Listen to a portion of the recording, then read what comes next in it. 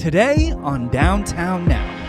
From pop culture to world-class art, we have an exclusive conversation with KAWS from his exhibit at Crystal Bridges. I really appreciate the fact that the work could kind of transition through different generations. Next, business is booming in Bentonville. Stars like Academy Award-winning actress Gina Davis and HGTV's Dave and Jenny Mars explain why Bentonville is the place to be. We need a presence in downtown Bentonville. But first, we showcase the reimagined Walmart Museum and historic Five and Dime.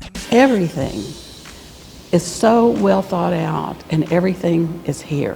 You're watching Downtown Now, sponsored in part by Arkansas Federal Credit Union.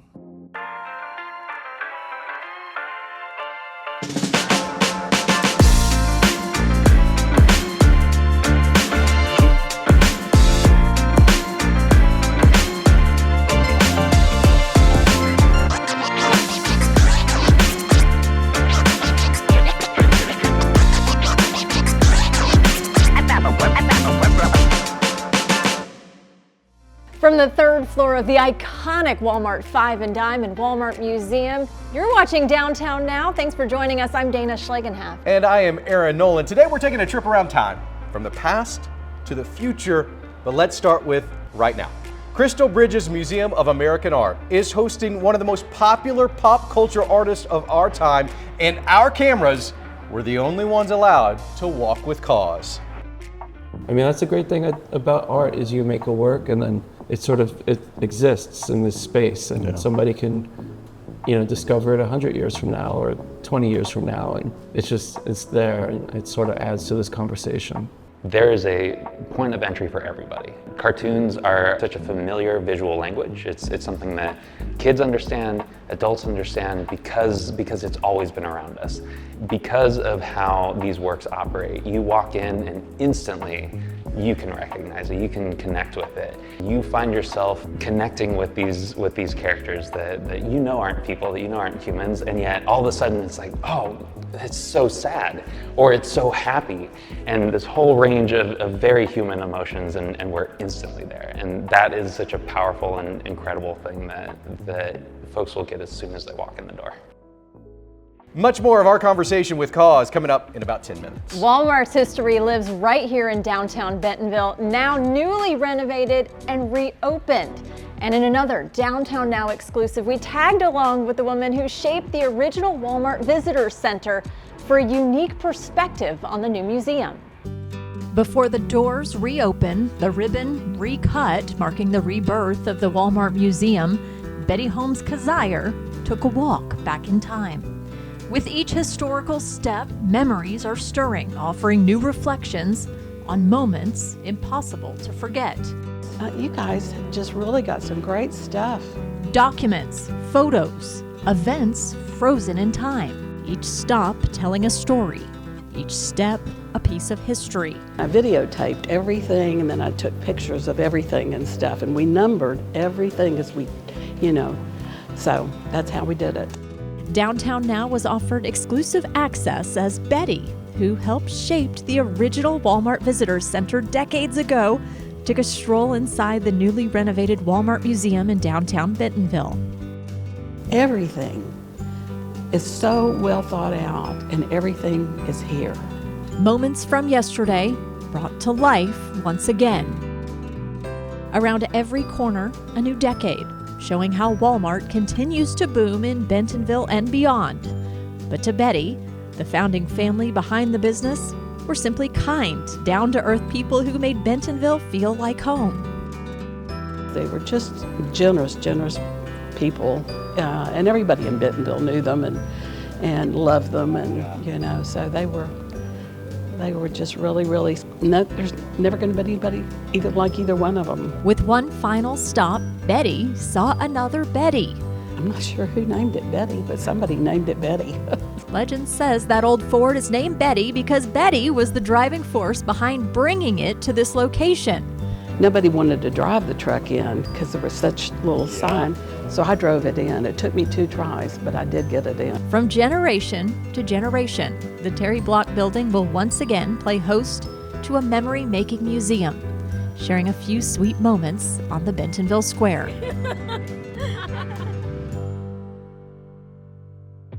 And if you're searching for some of those sweet treats downtown, and I know you are, I am. the Spark Cafe is now also reopened. All right, Dana, let's play a game. Love it. What do HGTV stars Dave and Jenny Mars and Academy Award-winning actress Gina Davis have in common? I have absolutely no idea. They both love our town. We love downtown Bentonville. This is where, we lived. This is where we really started our renovation work. And now this is where Dave and Jenny Mars will open their second retail location. A welcome addition to a bustling and thriving downtown area. We need a presence in downtown Bentonville, and now we're about to have one. From rugs and candles to t-shirts and couches, Mars on Main will have a little bit of everything for anyone passing by. And I really do see this place as being more than just a store. We want to have events here. We want to invite people in. Every time you come in here, you never know what you're going to see. It's going to be a little bit of a treasure hunt. And I think that is something we're both really excited about. This retail shop is set to open in spring right here on Main Street. And then later in the summer, it's the return of an OG in town. The Bentonville Film Festival is set for year number 11. Here's founder and Oscar winner, Gina Davis. We have seen an increase in the number of filmmakers from Arkansas, the number of people that are involved from Arkansas, and not only that, the quality is growing and growing over the years. So we are thrilled to be impacting the local community and the local talent. The festival keeps growing every year. It's astounding. In short, there's never nothing to do in Bentonville, Arkansas. It's safe to say that Bentonville's future is so bright we all should be wearing shades. But let's shift historical gears to one of the most infamous bank robberies this side of the mighty Mississippi. And a notorious gang robbed a downtown Bentonville bank, and our chief videographer Kyle Yazzie has the story. When you think of a bank robbery on horseback and guns blazing, you probably think of the Wild West. And Bentonville has a history of both the Wild West and the Old West. Nobody had a gun. It was like Andy Griffith around here. This bank robbery occurred on June 12, 1893 at 2:30 in the afternoon. It was said that it was like a thunderclap. It was such a surprise when they robbed the bank. Henry Starr cased out the town well before the bank robbery occurred. It wasn't so much about the money, it was about sticking it to the man, He said that he felt like that he knew the town better than the people that lived there by the time he was done and ready to do the robbery. And there were 6 members of the gang. There was Henry Starr, Frank Chaney, Link Cumplin, Bud Taylor, Hank Watt, Kid Wilson, and a guy named Happy Jack. I don't think we ever knew what Happy Jack's name actually was. The day in June that he decided to rob the bank, he led out with one of his gang members in a wagon that had their rifles in it and had their horses tied to it. If you're familiar with the Tacos and Tamale building, that was the People's Bank. So once they heard the gun firing, they knew that something was up. There's many other accounts of people getting their guns and firing back. I don't think he realized that the people would react the way they did. Henry Starr and one of his other men went into the bank. So the guys in the bank came out with cash. They were shooting back and forth still. The bank robbers had originally gotten away with just over $11,000. In today's money would be a little over $400,000. It's been 140 years since then, and we're still talking about it. A lot of the people of the town showed a lot of bravery that day. The heroics in the town says a lot about the character of the citizens. It was the moment in history for all of them, and they talked about it for the rest of their days. Again, big thanks to Kyle Yazzie for putting that story together. After the break, we move from the Bentonville Square to Crystal Bridges for a conversation you can only see right here on Downtown Now.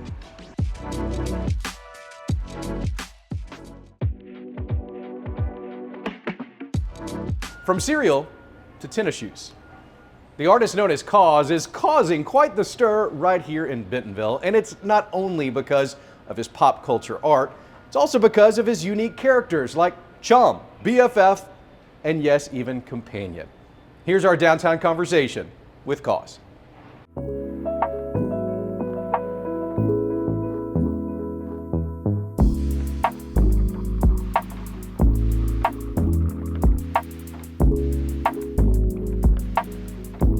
right, KAWS. I read yesterday that these were not initially a name. You like the letters, you like how they went together, and it just kind of became who you were. Two-part question. Is that true? And second part is, has it become more now through the years that KAWS they do belong together?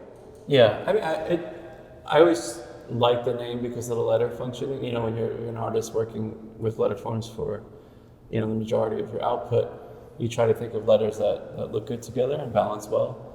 And then later on, I realized, like, I like the way you can't attach it to a meaning. It doesn't, you know, it kind of gives less, it lets you present the work without having more information. You know, if it was like Brian Donnelly, you'd suddenly have a lot of like clues into who this person is. But just working through the name KAWS, almost like a company name, let me sort of play another degree of separation and just put the work into the world. Quickly, I want to go back to the street art in New Jersey. And another thing I read was school wasn't great, and so you decided to put your name on walls. Is that how really it all began? I wouldn't say that. Even if school was great, I would have been out painting. It's just, you know, when you're younger and you're an artist, I think a lot of times you don't understand, like, if you don't have it in your surroundings and the different outputs, you don't really know kind of how to be in the world as an artist. And I think graffiti was one of those things where I could kind of meet peers, people, you know, kids my age that were interested in painting and just kind of needed that outlet. And so I gravitated towards it, and that was the closest thing to me.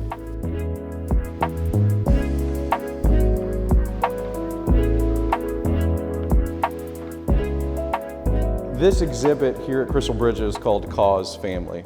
I'm interested in your thought process as we stop here and look at what you've made, how families will react. What are you looking for when it comes to what they see and maybe their reaction? You know, I honestly, when I'm making work, I'm not thinking about the reaction of the viewer.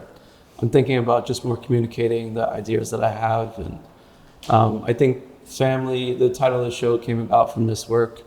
Normally with my exhibitions, I choose one work in the exhibition and use that as the full title of the show. I often think about the way, you know, when I make something, how it connects to a whole. And I think that's kind of what family is. Like, when you add something, it kind of expands the boundaries of everyone involved.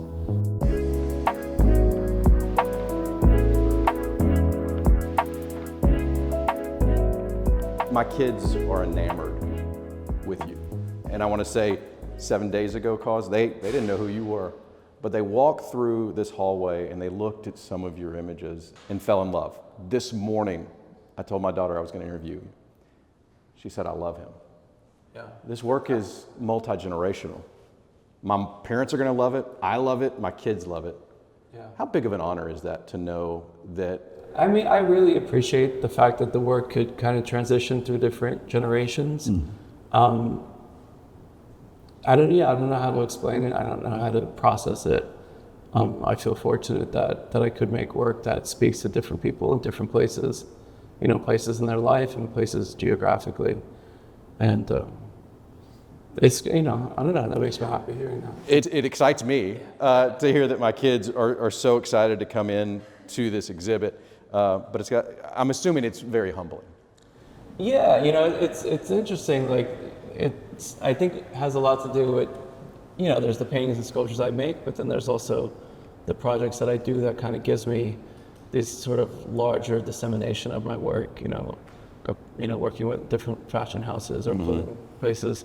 I think just lets the work exist in a way that... Or The Simpsons. Yeah, I mean, well, this was just a project. This is my own paintings. This wasn't with them. In fact, when I was making those works, I was imagining just getting in trouble for it. Did you get in trouble? No, I didn't. Okay. I didn't.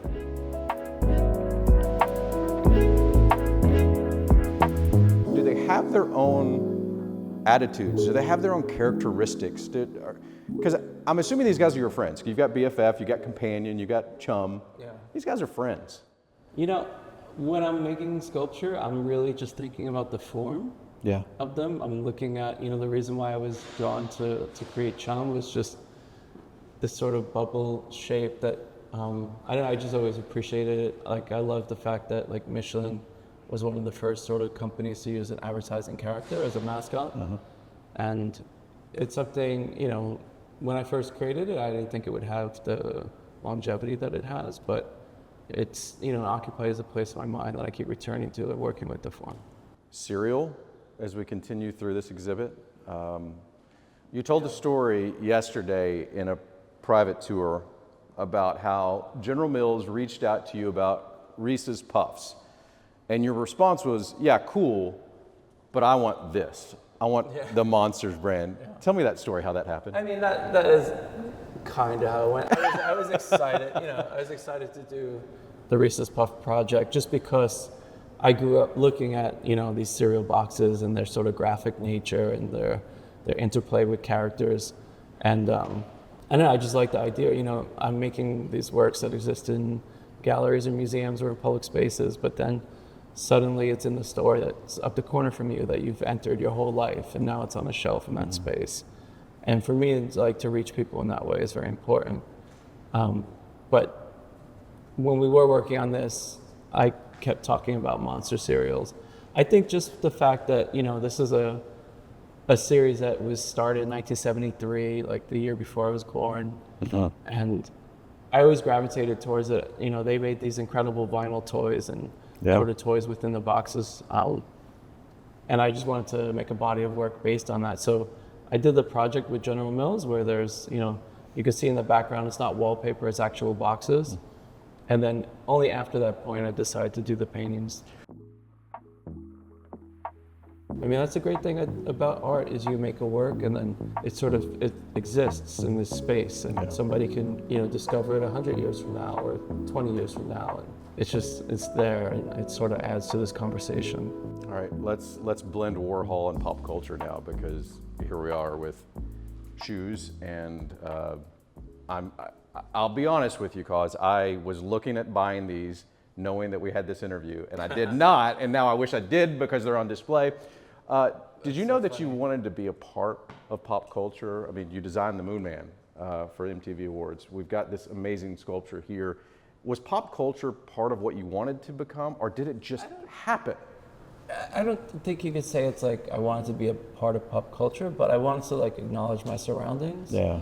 And I want to do it, you know, like I love making product. I love having that sort of interaction with people, you know, kind of living with my work in a candid way, whether it's a shoe or a t-shirt or, you know, I just felt like it's important. It's just, for me, it's always been a part of the practice and a real way of kind of getting my work into the world. If I were solely relying on sculpture and painting and shows, I think I would reach a small fraction of the people that I do. It goes back to that multi-generational thing, right?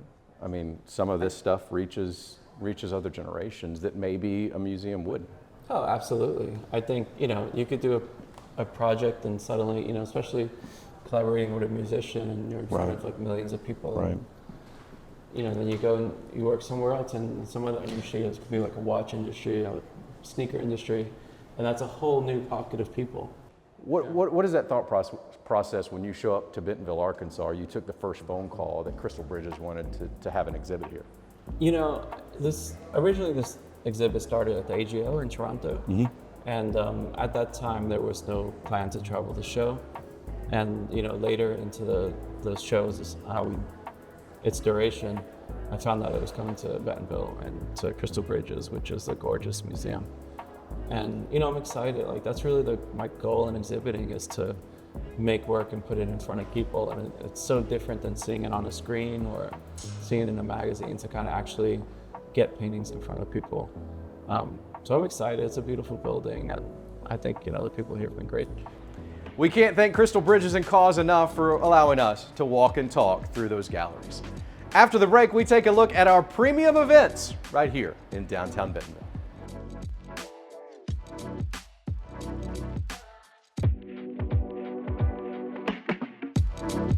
Each year, Downtown Bentonville Incorporated curates family-friendly events right here on the Bentonville Square. And once you see those tulips downtown, you know it's time for First Friday, presented by Walmart and the Bentonville Farmers Market, Aaron. This year, for the first time, we are taking you on a passport to adventure.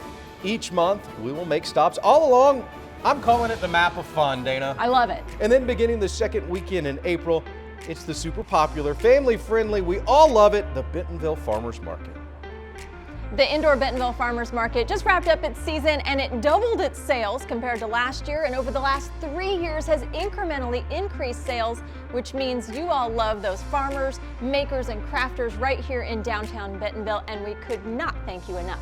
All right, that is our show. Make sure you follow us on all social media channels, including on YouTube. Just search for Downtown Now. For Dana, I'm Aaron. We'll see you next time.